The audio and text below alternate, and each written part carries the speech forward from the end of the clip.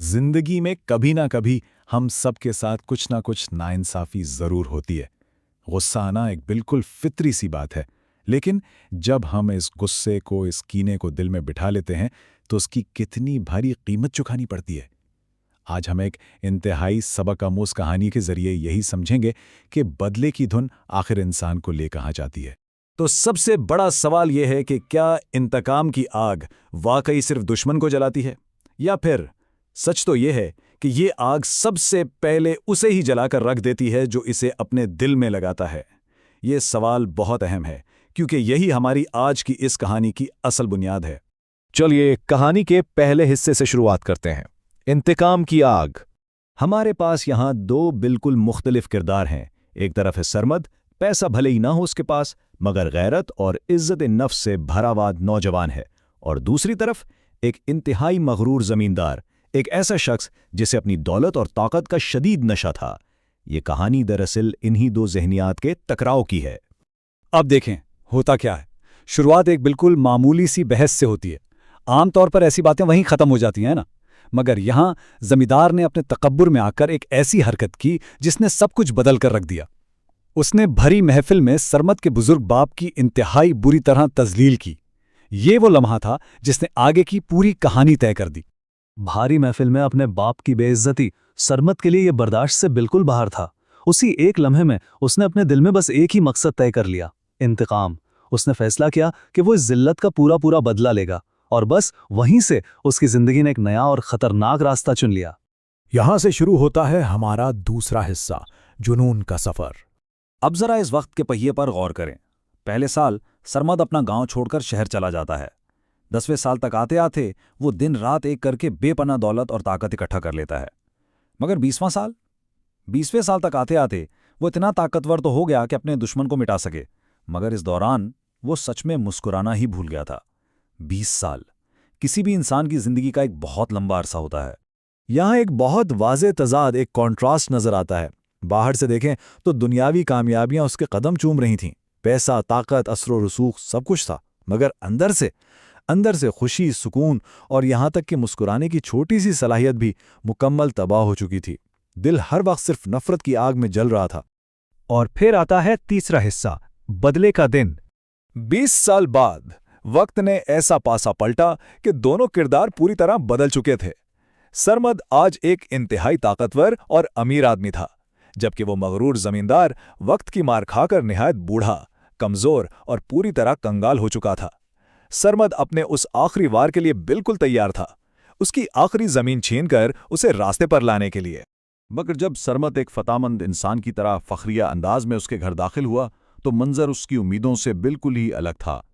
सामने उसका वही बरसों पुराना दुश्मन एक टूटी हुई पुरानी चरपाई पर बेबस, अकेला और पूरी तरह टूटा हुआ पड़ा था। वहां उसका ध्यान रखने वाला कोई दूसरा इंसान मौजूद ही नहीं था। इस इंतहाई काबिले रहम हालात को देखकर भी सरमद के अंदर की आग ठंडी नहीं हुई। 20 साल का दबा हुआ गुस्सा किसी ज्वालामुखी की तरह फट पड़ा। वो पूरी ताकत से चीखा, याद है तुमने मेरे बाप की बेइज्जती की थी, आज मैं तुमसे सब कुछ छीनकर तुम्हें तबाह कर दूंगा। उसने अपना आखिरी ऐलान कर ही दिया। लेकिन यहां हमारे सामने आता है चौथा हिस्सा, एक इंतहाई तल्ख हकीकत। सरमद की इस शदीद गरज के जवाब में उस कमजोर और मौत के करीब जमींदार ने निहायत धीमी आवाज में कुछ ऐसा कहा जिसने सब कुछ हिला के रख दिया। उसने कहा, बेटा, तुमने बदला लेने के लिए अपनी जिंदगी के बेहतरीन 20 साल गंवा दिए। ये एक ऐसी झंझोड़ देने वाली हकीकत थी जिसने सरमद को वहीं बुट बना दिया। अगर हम सच में सोचें तो जमींदार ने बिल्कुल ठीक कहा। उसकी अपनी जिंदगी तो वैसे ही खत्म हो चुकी थी। ना कोई वारिस था, ना दोस्त। वो तो अपनी हरकतों की सजा भुगत ही रहा था। लेकिन सरमद ने इस एक इंतकाम के लिए अपनी पूरी जवानी कुर्बान कर दी। न शादी की, न अपना घर बसाया, और यहां तक कि इन 20 सालों में कभी सुकून की नींद भी नहीं सोया। तो आखिर में नतीजा क्या निकला? बदला तो जरूर ले लिया गया, दुश्मन को हरा भी दिया, मगर इस जीत के नशे में अपनी ही जिंदगी की तमाम खुशियां कुर्बान हो गईं। ये लम्हा बाहर से जितना फतामंद था, अंदर से उतना ही खोखला साबित हुआ। जमींदार के उन अल्फाज ने वहां एक ऐसी भारी खामोशी पैदा कर दी जिसका कोई जवाब किसी के पास नहीं था। सरमद का मकसद दुश्मन को तबाह करना था, राइट? और उसने बिल्कुल वही किया। लेकिन असल और खौफनाक हकीकत ये थी कि इस नफरत ने सबसे पहले खुद उसे अंदर से तबाह किया था। जिस्म भले ही आलीशान कपड़ों में था, पर रूह पूरी तरह जख्मी हो चुकी थी। बाहर से मुकम्मल अमीरी थी और अंदर से सब कुछ टूटा हुआ था। चलिए अब इस कहानी के आखिरी हिस्से की तरफ आते हैं, नतीजा और सबक। इस पूरी कहानी से सबसे पहला और सबसे बड़ा सबक हमें यह मिलता है कि इंतकाम दरअसल खुद को नुकसान पहुंचाने का ही एक अमल है। ये समझ लीजिए कि एक दो धारी तलवार है जिसे आप जहां से भी पकड़ेंगे सबसे पहले आपके अपने हाथ ही कटेंगे। ये आपके दुश्मन तक पहुंचने से पहले खुद आपको लहूलुहान कर देती है। दूसरी बात, और ये बहुत ही अहम है, माफ़ी। माफ़ी किसी दूसरे पर एहसान नहीं है, ये दरअसल खुद को आज़ाद करने का नाम है। जबकि दिल में कीना रखना और इंतकाम की आग में जलना ये इंसान को माजी का कैदी बना देता है। एक ऐसा कैद खाना जिसके अंदर आप खुद दाखिल होते हैं और चाबी हमेशा के लिए बाहर फेंक देते हैं। और तीसरा सबक, वक्त की कदर। देखें, नफरत और कीने में जो वक्त एक बार गुजर गया वो कभी लौटकर नहीं आता।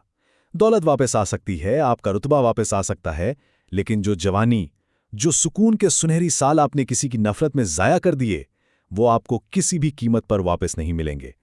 तो इस तज्जिए को यहां खत्म करते हुए मैं एक छोटा सा सवाल छोड़कर जा रहा हूं। जरा सोचिए, क्या वाकई माजी की तलखियों को पकड़ कर रखने के लिए अपने आने वाले बेहतरीन मुस्तकबिल की कुर्बानी दे देना समझदारी है? इस पर जरूर गौर कीजिएगा। अपना बहुत ख्याल रखें।